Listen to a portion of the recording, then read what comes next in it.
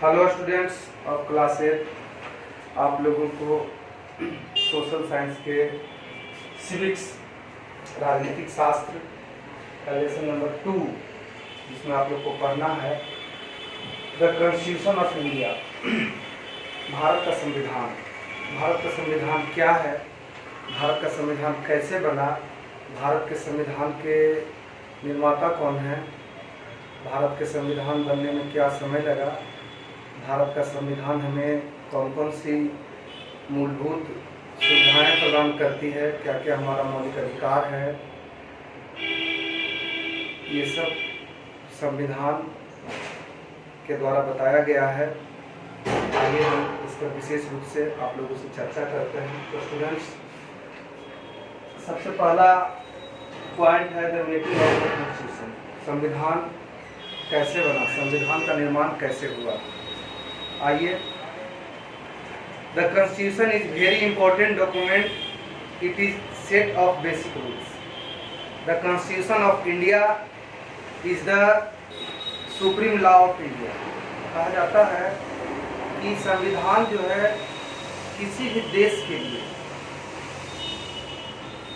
बहुत ही महत्वपूर्ण डॉक्यूमेंट्स, प्रस्तावित दस्तावेज, इसमें उस देश के नागरिक कैसे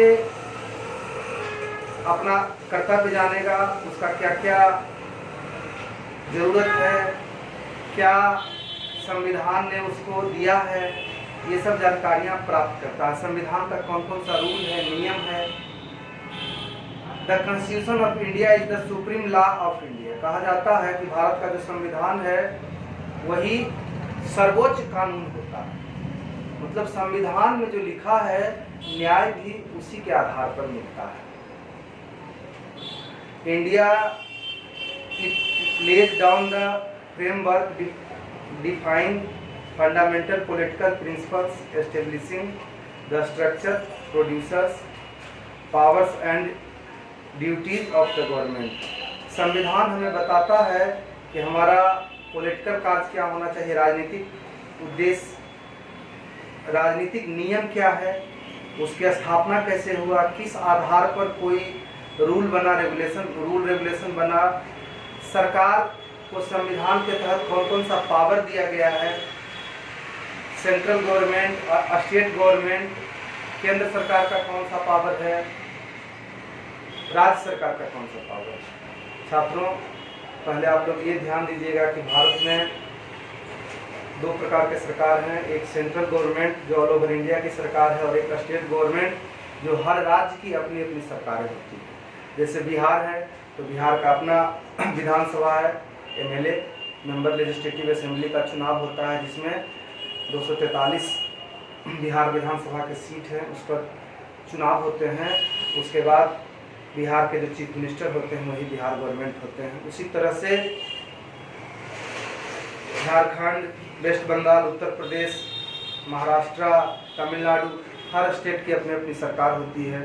कुछ स्टेट केंद्र शासित प्रदेश से पहले तो 7 थे, हाल फिलहाल में जम्मू कश्मीर को 2 भागों में विभक्त कर जम्मू कश्मीर और लद्दाख को भी केंद्र शासित प्रदेश बना दिया गया है। तो आइए, आपका जो पॉइंट है the making of the constitution, संविधान कैसे बना। The founding fathers of India's constitution had the vision of a reliably processing India. They set forth certain various in the constitution to realize this vision. The constitution was drafted by the Constituent Assembly, was formed by the elected members by the Provincial Assembly. कहा जाता है कि संविधान जो अपने देश का बना है, इसमें भारत के हर क्षेत्र से के विद्वान लोगों के द्वारा जो सुझाव दिया गया, हर वर्ग का सम्मान, मतलब वर्ग उच्च जाति, निम्न जाति, SC ST OBC, जो भी मतलब है, सभी वर्गों को ध्यान में रख करके भारत का संविधान जो है बनाया गया है। इसमें ऐसे तो संविधान का फादर ऑफ कॉन्स्टिट्यूशन भारत के डॉक्टर भीमराव अम्बेडकर को कहा गया है, लेकिन आइए आप पढ़िए किस प्रकार से उसकी सभाएं हुई थी। The first president temporarily of the constitution assembly was Sachchidanand Sinha, but later doctor Rajendra Prasad was elected for the position of the president of the constitution assembly. बच्चों, आप लोग को यह जानकारी होना चाहिए कि संविधान सभा का पहला अध्यक्ष डॉक्टर सच्चिदानंद सिन्हा थे।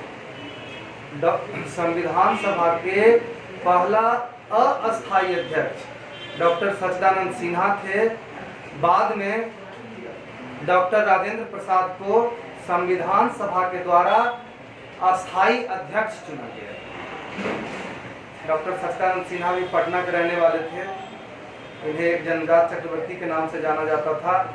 डॉक्टर सच्चिदानंद सिन्हा संविधान सभा के सबसे बड़ी सदस्य, मतलब बुजुर्ग थे। पटना में उनका शानदार जलवा था, सिन्हा लाइब्रेरी। आज भी डॉक्टर सच्चिदानंद सिन्हा के कार्यों को अमर कर रखा है। डॉक्टर सच्चिदानंद सिन्हा बिहार ही नहीं भारत के महान हस्ती थे। बच्चों, आप लोगों को यह जानना होगा कि डॉक्टर सच्चिदानंद सिन्हा के ही नाम से सिन्हा लाइब्रेरी जो पटना में है वह अवस्थित है। तो लेकिन वह वृद्ध थे, इस कारण बाद में संविधान सभा का चुनाव हुआ, उसमें डॉक्टर राजेंद्र प्रसाद को संविधान सभा का अस्थायी अध्यक्ष चुना गया। The members of the constituent assembly meet by the first time on 19 December 1946। कहा जाता है कि बच्चों, संविधान सभा का सबसे पहला बैठक 9 दिसंबर 1946 ईस्वी को हुआ। On 14 August 1947 during the meeting of the assembly. फिर इसका मीटिंग 14 अगस्त 1947 को हुआ। ए proposal for forming various committees was presented which included A committee on fundamental rights, the union powers committee on the union constitution committee. कहा जाता है कि 14 अगस्त 1947 को जो मीटिंग हुआ उसमें विभिन्न समुदाय के लोग शामिल हुए और अपना अधिकार संविधान में दर्ज कराए। On 29 August 1947 the drafting committee was appointed with doctor Ambedkar as the chairman along with the 6 other members। फिर 29 अगस्त 1947 को बैठक हुआ जिसमें ड्राफ्टिंग कमेटी जो था, जिसके चेयरमैन डॉक्टर भीमराव अंबेडकर को बनाया गया, उनके साथ और अदर 6 मेंबर थे। के draft constitution was prepared by the committee and submitted to the assembly on 4 November 1947। फिर डॉक्टर अंबेडकर की अध्यक्षता में 4 नवंबर 1947 को भारत की संविधान का बैठक हुआ। The assembly meet the session open to the public for 166 days। कहा जाता है कि इस सेशन में 166 दिन की बैठक हुई, separate over a period of 2 years, 11 months and 18 days। बच्चों, आप लोग को जानना चाहिए कि हमारा जो संविधान बना है इसमें 2 साल 11 महीना 18 दिन का समय लगा। The Constitution draft was passed on 26 नवंबर 1949। बच्चों, आपको ये भी जानना चाहिए संविधान सभा द्वारा 26 नवंबर 1949 को हमारा संविधान पास हो गया कि भारत का यही संविधान रहेगा। The 308 members of the assembly signed 2 handwritten copies of the documents, one each in Hindi and English on 24 जनवरी 1950। कहा जाता है उस समय संविधान सभा के 300 सदस्य थे जिन्होंने संविधान सभा को पारित किया और उन्होंने अपना लिखित सिग्नेचर किया, मतलब लिखित दस्तखत किया। संविधान का जो सभा था वह 2 भाषा में था, एक हिंदी भाषा में था और दूसरा इंग्लिश भाषा में था। 24 जनवरी 1950 को 2 days later the constitution of India become the law of the land. कहा जाता है फिर 26 जनवरी 1950 को हमारा संविधान लागू हुआ और तब से लेकर आज तक अपने देश में जो संविधान चल रहा है जो हम लोग फॉलो कर रहे हैं वही हमारा नियम कानून है। दूसरा है सेकुलरिज्म एंड कॉन्स्टिट्यूशन। कहता है कि अपना जो संविधान है यह सेकुलरिज्म है, मतलब धर्मनिरपेक्ष है। धर्मनिरपेक्ष का मतलब होता है किसी भी धर्म समुदाय के आधार पर संविधान में किसी प्रकार का भेदभाव नहीं हो सकता है। संविधान न किसी की धर्म देखेगा, न किसी की जात देखेगा, न किसी का कौम देखेगा। संविधान अपना कार्य करेगी। संविधान के नज़र में सब इक्वल हैं, मतलब भारत का जो संविधान है यह किसी भी प्रकार के भेदभाव को बर्दाश्त नहीं करेगा, डिस्क्रिमिनेशन को आने नहीं देगा, सबको इक्वल बराबर हक प्रदान करता है, चाहे वह कोई भी स्टेट हो, कोई भी रिलीजन के धर्म के लोग हों, चाहे किसी भी क्षेत्र के लोग हैं। अगर वह भारतवर्ष के हैं तो वह भारतवर्ष के संविधान और कानून को मानेंगे। उसके बाद है directive principles of state policy. संविधान, मैंने आपको लोग को बताया ना कि भारत का एक सरकार है सेंट्रल, जिसको केंद्र सरकार बोलते हैं। केंद्र सरकार ऑल ओवर भारत की सरकार है, लेकिन भारत का जो रियल सरकार है वह स्टेट में विभक्त है, राज्य में विभक्त है। तो स्टेट अपना अपना जिम्मेदारी संभालता है, स्टेट अपने अपने राज्य में शासन करता है, लेकिन केंद्र सरकार के दिशा निर्देश को पालन करता है। टू प्रमोट इकोनॉमिक जस्टिस कहा जाता है, पहला to distribute wealth and material resource to all in equal proportion.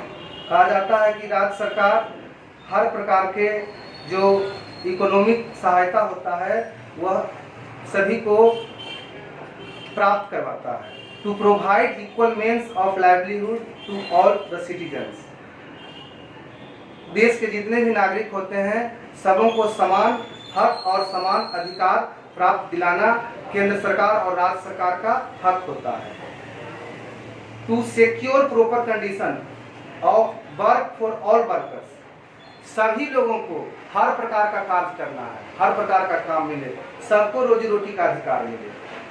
The secure equal pay for equal work. कहा गया है समान काम समान वेतन। अगर चाहे वो मैन हो या वुमेन हो, अगर उनका काम समान है तो उनका वेतन भी समान होना चाहिए, जिसको equal pay for equal work कहा जाता है, चाहे वो मेन हो या वुमेन हो। To protect children for exploitation. हर को सुरक्षा देना, हर बच्चों का दायित्व, उसकी सुरक्षा देना भी सरकार का दायित्व होता है। उसके बाद है the promote welfare and social justice. कुछ कल्याणकारी संस्थाएं भी होती है जो कल्याण की दृष्टि से, मतलब समाज में उसको हित पहुंचाना। To help the sick as the employed. To promote the educational and economic interests of the weaker section of society. कहा जाता है कि शैक्षणिक रूप से, आर्थिक रूप से अगर समाज में कोई पिछड़ा हुआ लोग है तो उसे सरकार के द्वारा समान राशि सहायता उपलब्ध कराया जाता है, जिससे वह आगे बढ़े। उसके बाद है to give free legal aid to the poor so that they are not denied justice. To provide care to children and education to children up to age 14। कहा जाता है कि सरकार 1 साल से 14 साल के बच्चों को मुफ्त शिक्षा का प्रावधान दिया है।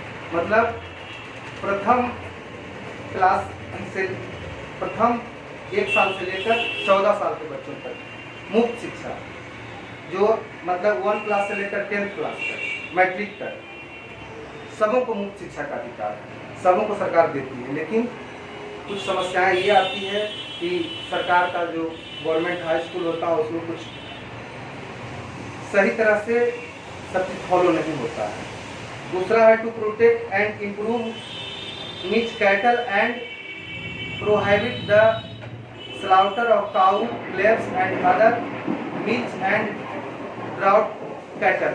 कहा जाता है सरकार मवेशी पालन करने के लिए, किसी भी प्रकार का छोटा सा धंधा करने के लिए सरकार आर्थिक रूप से मदद करती है। अगर आपको जानवर रखना है, चाहे मवेशी पालन करना है या और भी तरह किसी प्रकार का रोजगार करना चाहते हैं, तो उसके लिए सरकार आपको एक फिक्स आधार पर मदद करता है, ताकि फिर आप उसको उस धंधे को कर के उसे वापस कर सकते हैं।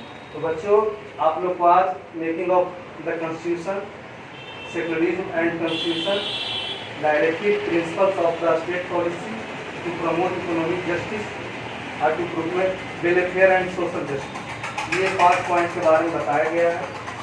इसको आप